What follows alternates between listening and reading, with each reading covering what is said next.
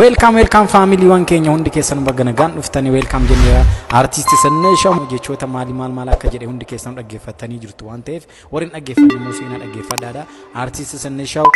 jechoota inni jijjiiran keessatti hundi keenya nutti hin tolle waan ta'eef dhugaa rabbii artist Sanneshaw maaliif ijoolummaa kee eessatti dabarsitee mucaa eessaati Sanneshaw Shawaa Kibbalixaa Aanaa Bachoo Tulubolo oh really nama magaalaa fakkaatu Jabadi fi waa'ee Tulubolo keessatti muti kan dhalate inni an guddates Abrigabaa keessatti waan ta'eef biyyatti Abrigabaa san waamuu qaba Abrigabaa keessatti dhalate guddatee baratee kutaa 8tiin booda ankara Tulubolo kan immoo kara Bachootti kan deeme waan ta'eef hundi keessanuu gaafii isaa kana irratti waan nutti hin tolleef seentanii ta'uu hundi keessanuu komantii irratti yaada qabdan warrootni Sanneshaw sirriitti jaallatanis warroonni Sannesshawtti dhiyaatan warri keenya waa'ee Sanneshaw kana irratti dhugaa baay'ee natti hin tolle jechuun inni jedhee haasaa inni haasee waa'ee biyya isaatti fi waa'ee bakka itti dhalate bakki dhalate Aanaa Daawoo ta'us Aanaa Daawoo maasii Abrigabaa kan jedhu biyyoota Abrigabaa keessatti dhalate guddatee daa'imummaa isaatiin Abrigabaa keessatti Abrigabaan hin jiraasi godii karaa Tulubolo irraa kiiloomeetira 6 kiiloomeetira 9 ta'a waan ta'eef hundi keessanuu ingirii akka beektanitti as kara buusatiin irratti dhiyaata inni garuu kan jedhee Bachoottan dhaladhe Tuluboloottan dhaladhe yaani nama baadiyyaan fakkaadha nama katamaan fakkaadha jechuusaa nama magaalaa fakkaatu namni baadiyyaati fi namni katamaa maal fakkaata kan jedhu immoo akka nu ibsu barbaanna komantii keenya irratti dhufeetoo hundi keessanuu Sanneshaw warroonni jaalattan hundi keessanuu ingirii Sanneshaw annus hin jaalanne anis baay'ee isa jaaladha artisti baay'ee cimaadha artisti baay'ee guddata artisti baay'ee nama guddaa waan ta'eef Sanneshaw garuu biyyattii isaa biyya isaa bakka itti dhalate guddate Abrigabaadha waan ta'eef Abrigabaa keessatti immoo hundi keessanuu Abrigabaa jechuun jimaataa gabaa jimaataa jedheetoo ibsuu nu qaba irra deebi'eetu malee dhaloonni isaa Tulubolo keessatti himate waan ta'eef faamiliiwwan keenya hundi keessanuu seentanii subscribe nu gootanii mana kan immoo hundi keessanuu like nu gochuu hin dandeessu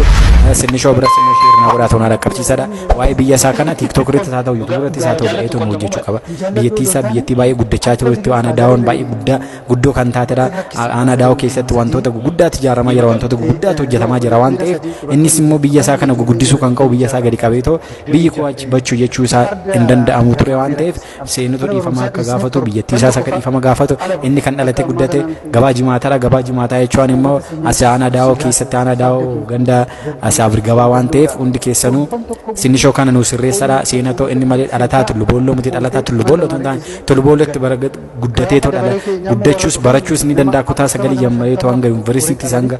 kutaa 10 achitti barate waan ta'eef hundi keessanuu ingirii waa'ee Sanneshaw kana hundi keessanuu dhaggeeffatanii mana kan subscribe nu gootu ani Assagid Hayiluun jedhama subscribe nu godhaadha mana kana faamilii galatoomadha ijoolummaa kee eessatti dabarsitee mucaa eessaati Sanneshaw Shawaa Kibbalixaa Aanaa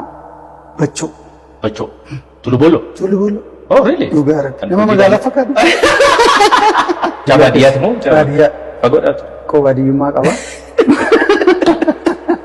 qonnaa qotte ijoollummaa kiyya kanan na jibbisiisu tokko dhugaa jaallattu qonna moo maal hin jaalladhu odoon taane purposely faazariin rakkisne faazariin nuti nama sadii dhiirota no dhiira sadii dubartoonni jiru abbaan kiyya ijoollee gara 26 qaba baay'isoo 26 farda garmaamnee rakkisne mana barumsaa dhiisne torban tokko fa'a ala bulle akka ammaa kanaa miti